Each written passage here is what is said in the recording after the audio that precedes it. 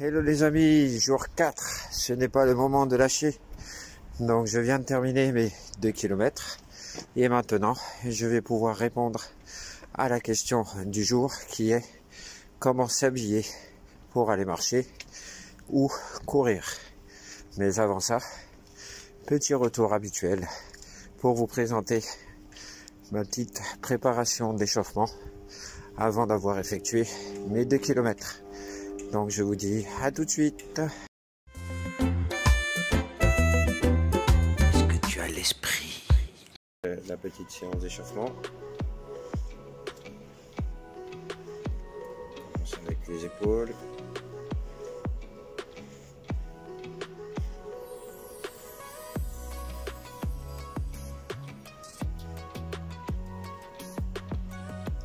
Voilà.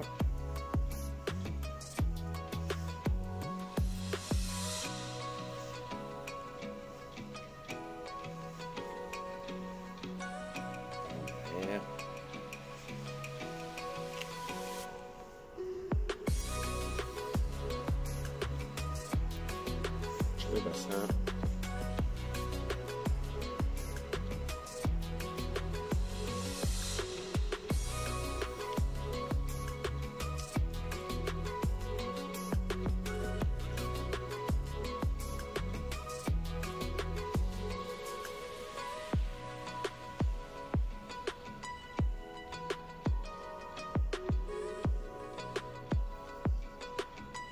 Chercher l'amplitude, ça,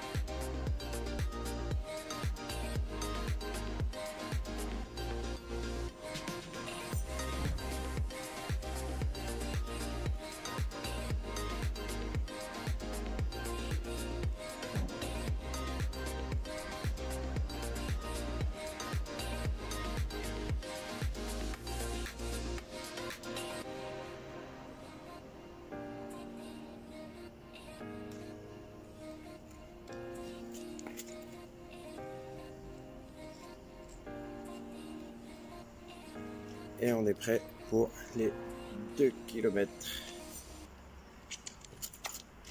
C'est parti. Est-ce que tu as l'esprit? Alors, comme convenu, donc je réponds à la question du jour qui est comment m'habiller quand je vais marcher ou courir faire mon footing. Donc, ce que je vous recommande, c'est... Alors, attention, n'accumulez pas les couches car vous pensez avoir chaud au départ, mais en fait, la transpiration quand vous allez marcher rapidement ou courir ne va pas s'aérer et derrière, vous risquez d'attraper froid et d'avoir un effet inverse à ce que vous désirez, c'est-à-dire avoir chaud. Alors que quand vous allez démarrer, votre corps va s'échauffer assez rapidement et donc produire de la chaleur et vous ne ressentirez plus le froid. Pas de surcouche de vêtements, votre corps ne va pas respirer, donc enlevez des couches.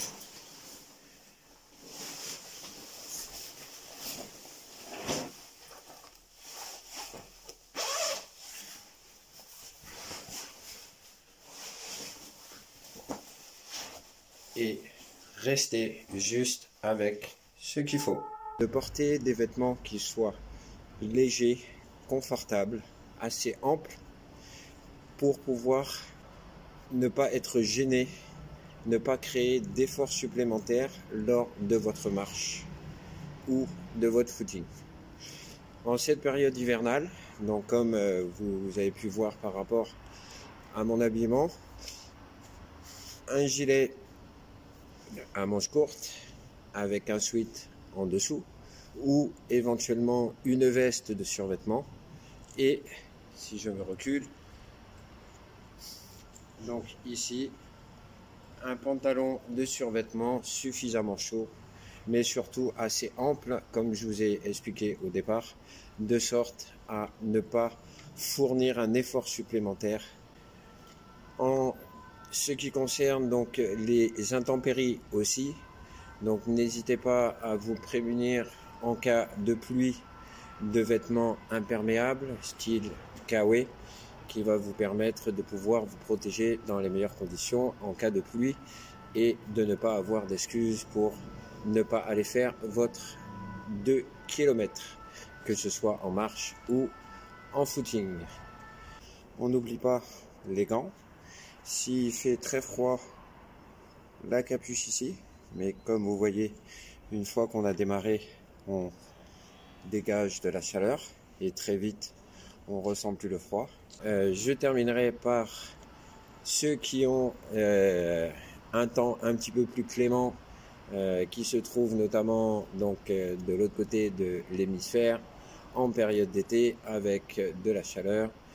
Là, je vous conseille un t-shirt, de préférence en textile coton, qui est la texture qui va permettre d'être bien aéré et que votre corps puisse bien respirer pendant votre effort, et avec en dessous un short. Voilà, j'ai répondu à la question du jour et j'espère que cela vous aura été utile pour la suite de votre challenge. Ce n'est pas le moment de lâcher. À demain pour le jour 5. Ciao, ciao. Bien sûr, on n'oublie pas les gants et la capuche qui va permettre de pouvoir affronter au départ le froid et vous allez voir, votre corps va monter rapidement en température. J'espère que cette vidéo vous a plu et a répondu à certaines de vos questions. N'hésitez pas à vous abonner à la chaîne et à me poster des petits likes ainsi que vos commentaires. Vous y retrouverez d'autres vidéos où je réponds à d'autres questions qui vont vous permettre de vous aider à réussir votre challenge. Pas à pas, vivons plus sur 28 jours, 2 km par jour. Vous pourrez y trouver aussi d'autres conseils où j'aborde comment entretenir votre santé et votre bien-être au quotidien.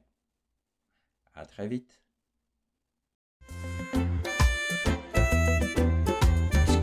l'esprit?